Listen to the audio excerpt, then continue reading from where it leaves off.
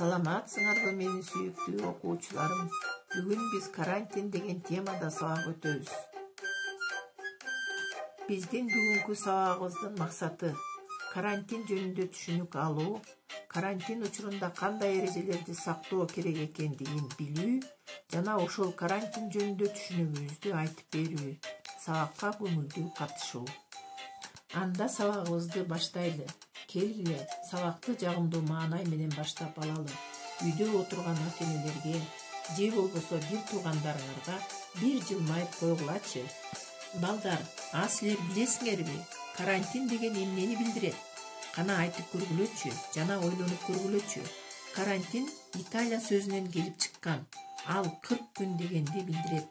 Карантин бул оорулардын очогунан чыгып, ал жок аймакка таралышына жол бербөөгө багытталган медициналык, санитардык жана администрациялык алдын алуу чаралары. Карантин түрдүү жугуштуу оорулар менен күрөшүүнү алдын алуу жана алардын жаңы очокторунун пайда болушуна жол бербөө иретинде жүргүзүлөт. Карантиндин узактыгы оорунун түрүнө жараша болот. Оорунун түрүнө жана анын таралуу чегине жараша үй-бүлө, жатакана, мектеп, өлкө аймактары карантинге алынышы мүмкүн. Азыр болсо кыскача роликти көрөлүчү.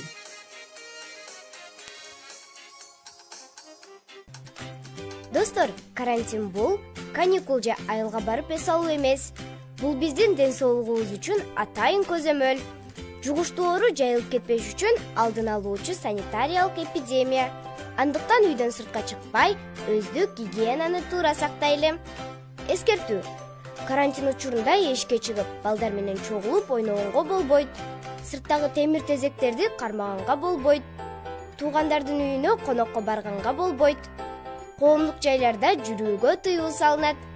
Эшиктен келгенде дароо колду самындап, бат-баттан жууп туруу керек. Бактерияларга каршы каражаттарды колдонуу керек. Сырттан келген ата-энелердин телефонун тазалап, сүртмөйүнчө колдонууга болбойт. Карантин учурунда убакытты туура пайдаланалы.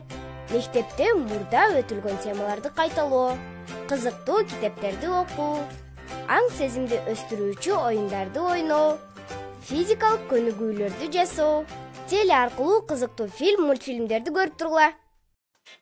Балдар, кандай эрежелерди сакташыбыз керек экен? Убакытты туура пайдаланышыбыз керек.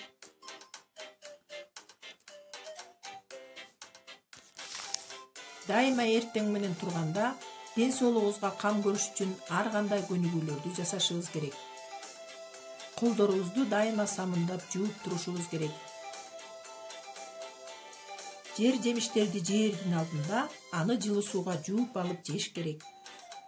Мектепте өтүлгөн темаларды кайталап, кызыктуу китептерди окуп, убакытты өткөрүшүбүз керек. Балдар, силерге тапшырма.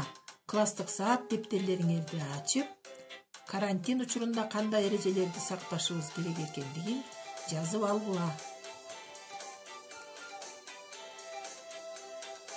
Кийинки сабактар жолугушканча саламатта калгыла.